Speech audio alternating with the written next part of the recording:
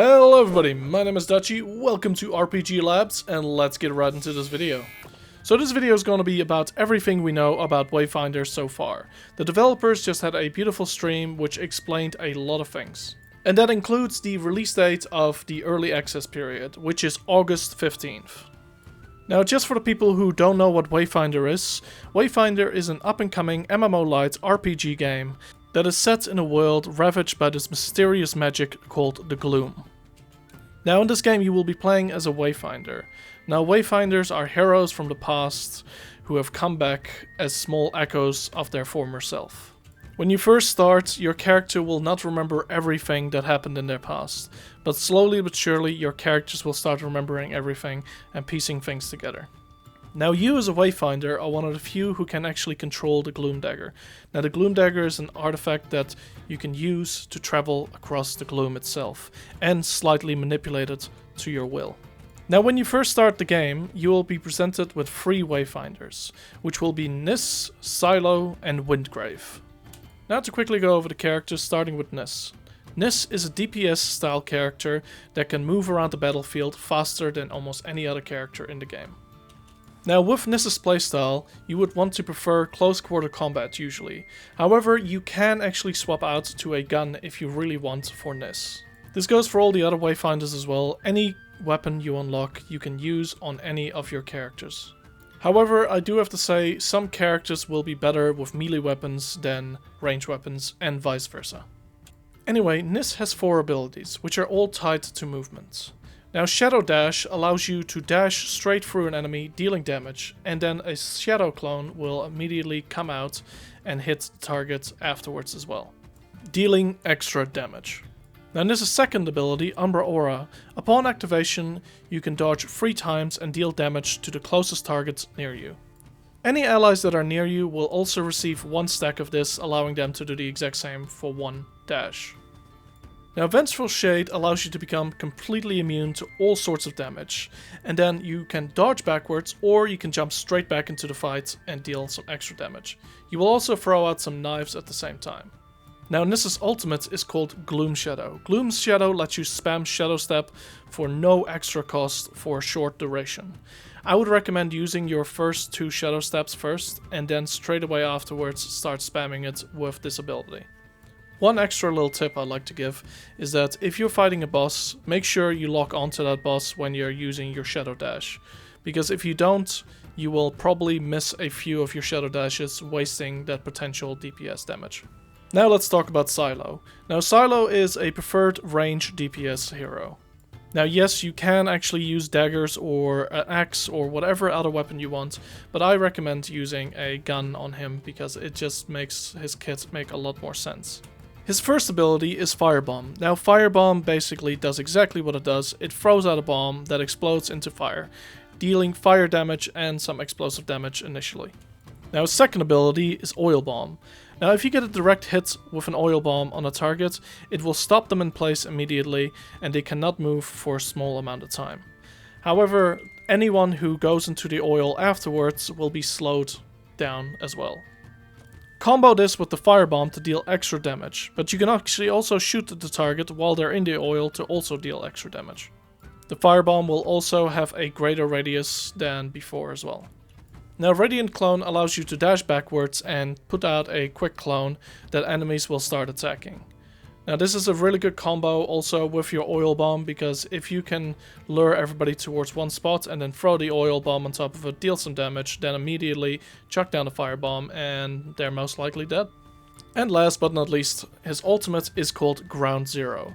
Now, what this does, it will throw out your little robot companion called Ag, and it will shock and slow every enemy in the nearby radius. Now, we'll keep dealing shock damage for a short duration until it expires. Now, the last Wayfinder you can choose is Windgrave. Windgrave is a healer slash tank, and in my opinion, probably one of the easiest heroes to quickly pick up and learn. Most of his abilities are all about protecting his team and also healing his team, meaning that this is probably a character people will want to see late game quite a bit.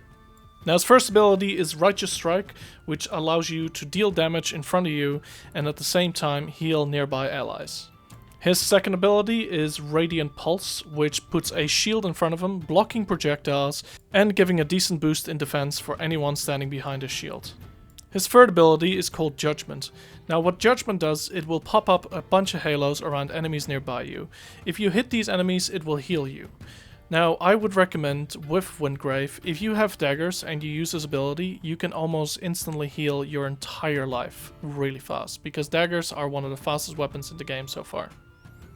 And his last ability, which is his ultimate, is Divine AS, which I hope I pronounced right. Anyway, what this will do, it will form a dome around you, protecting your allies from any damage, and at the same time healing them. This is really good and can come in really clutch at certain moments against bosses. There will also be 3 other characters that will be coming at launch as well. However, these characters you will have to unlock later, with either paying for them or you can grind them in-game. Now, I'll probably just make a separate video at one point covering these characters properly, but for now I will quickly let you guys know the basic overview of them. Now, Senja is a tank hero who can probably stay in combat the longest. She is extremely strong with taking as much hits as possible, and teaming this person up with a healer at the same time will be very beneficial, I reckon. Cryo is a mage, a combat mage to be exact, that can easily destroy all of the enemies in front of him with all of his AoE abilities. He is extremely powerful, however he is also extremely squishy compared to some of the other Wayfinders. So you must make sure that you don't get hit, but at the same time you can deal out so much damage that you can probably kill them before they can even reach you. And then you have Venomous. Venomous is also a support hero that can heal her allies, and at the same time deal a lot of poison damage, making sure she constantly deals damage to the enemies, and also keeps her allies alive. You will also have quite a bit of unique weapons, but there will be categories for these weapons. For example, there will be sword and shield, two-handed weapons, which will include sword, axes, maces, scythes, and all that kind of stuff. You'll be able to dual wield daggers, you'll have a rifle, you'll have a railgun, you'll have a shotgun, there'll be a crossbow, confirmed, and there will be lots more to come. I'm assuming they will also be adding like stuff like a bow, maybe they'll have dual wielding pistols, stuff like that will also at one point most likely be added. And like I said before, all these weapons can be added to any of your characters. It doesn't matter what character they are, even if it doesn't suit them, you can still add it onto that character. Hey, you might actually find a way to exploit certain abilities with like certain weapons. Like, I don't know, there might be a NIS build with a gun that turns out to be extremely powerful. And every single one of these weapons as well will have its own ability. For example, there is a sword and shield that allows you to throw the shield and it will basically ricochet like a Captain America shield along a whole bunch of targets. Or you have, for example, a railgun that will fire out a burst of energy dealing damage towards anyone that's in its path. Or, you know, just the dual wielding daggers, which will allow you to cast a whole bunch of daggers around you, firing towards any target that comes near you. And there are plenty more weapons in the game that have special abilities. Now let's talk about a few different systems in the game itself. Let's start off with the Season Pass.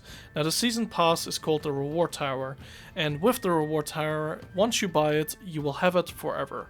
Meaning that if the season ends and you haven't completed the Reward Tower, you will actually be able to still do it whenever you want.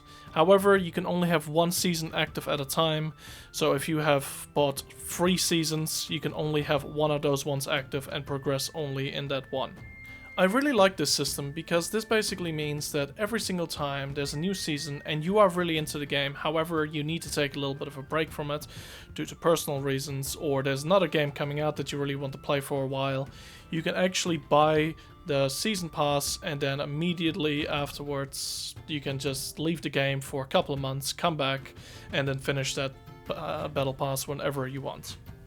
Now the Reward Tower will come with your basic things like skins and some cosmetics that you can put inside of your house, which I will also get to later because there is a beautiful player housing system which sounds amazing in my opinion.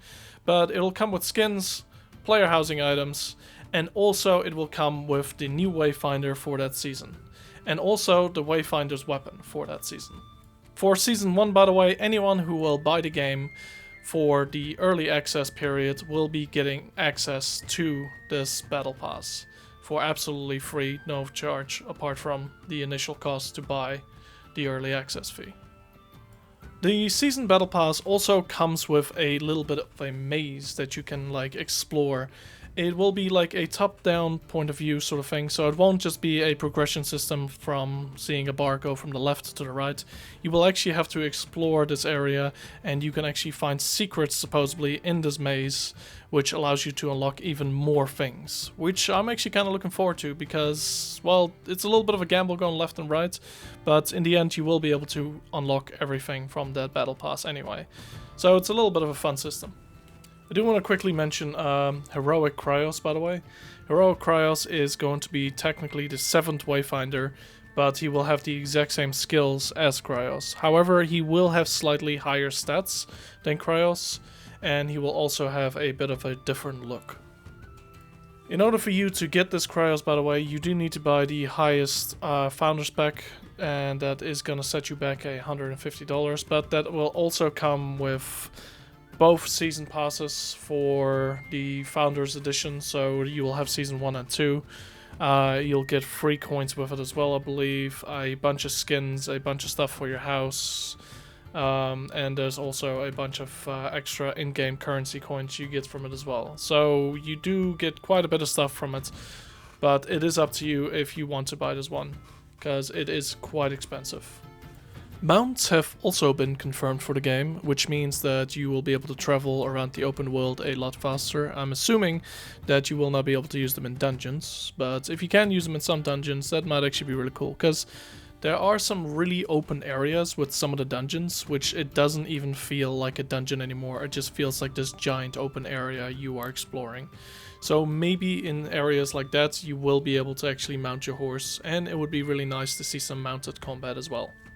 Pets have also been fully confirmed, and there's actually a few pets that they're showing off at the moment. However, the pets will only be confined at the moment to your house. Later on, they will be able to follow you and hang around with you the whole way through your adventures.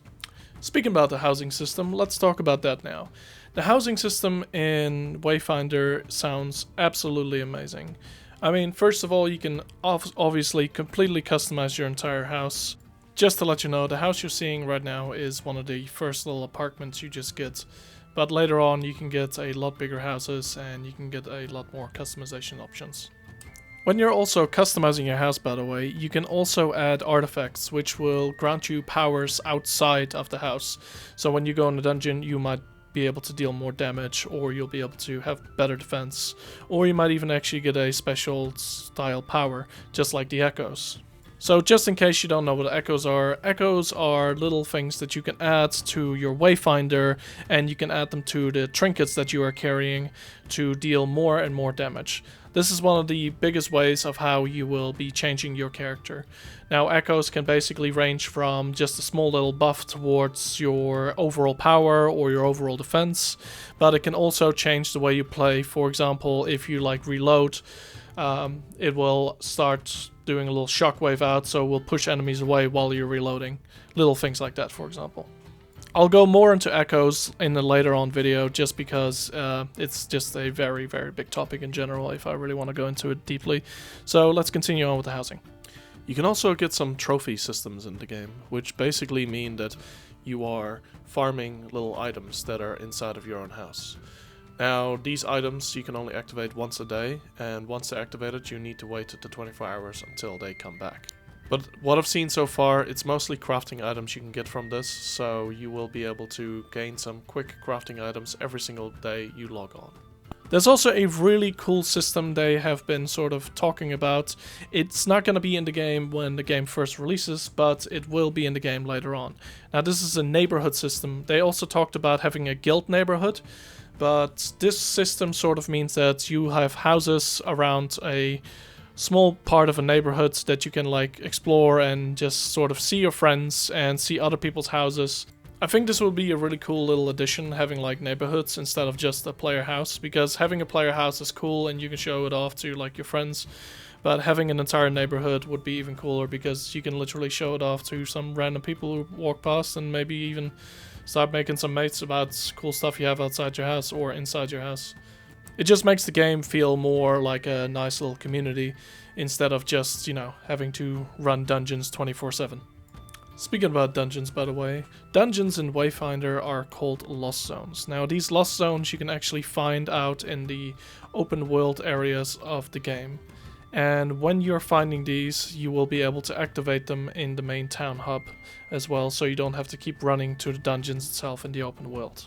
These dungeons will also include hunts, which is basically boss fights that you can immediately activate, so you can jump straight into the boss fight and start farming them for certain loot that you'll need. There's also going to be modifications for these dungeons. They're actually called mutators, which includes Solar, Flora, Greed, Shadow, and Chaos for now. They'll probably add more in the future, but basically what Solar does, it chucks more fire damage in the area and fire traps. Flora puts a whole bunch of mushrooms everywhere, which will poison you. Greed will make sure that enemies get extra armor and they're harder to kill in general. Shadow, every single time you kill an enemy, they will blow up and deal shadow damage. And Chaos basically drops a bomb on you every few seconds just to keep you on your toes, and that you'll have to move out of the way. Also, every single chest you open with Chaos, it will be Chaos because they will drop bombs as well. But don't worry, it's not only negatives with these modifications. These modifications also will drop you certain items that will relate to the mutator that you've added. So Solar will add Solar items, Shadow will add Shadow items, Chaos will add Chaos items, Greed will add more money, and etc, etc. One thing I should probably also mention with the Lost Zones is that they will be technically randomly generated, but it will be also handcrafted. So the areas you will be fighting in and all this sort of stuff will be all handcrafted, but the way you get to those areas will be kind of randomly generated. So the replayability for these dungeons will be pretty good because you can modify them yourself and they will also sort of be randomly generated, so not every single run will be the same. In fact, you will also find different bosses and stuff like that inside of these dungeons. Alright, well that is most of the things that you need to know about Wayfinder. I am going to go into more detail about Echoes and some of the other Wayfinders in some later on videos, but anyway, hopefully you guys enjoyed this video. This is everything you need to know about Wayfinder, and hey, if you guys do have some time, come join me on my live stream sometime. I'm going to be live streaming a lot of Wayfinder as soon as it comes out, but for now I'll probably be playing some Sea of Thieves. Anyway, hopefully I'll catch you guys there, and I'll see you guys later. Bye!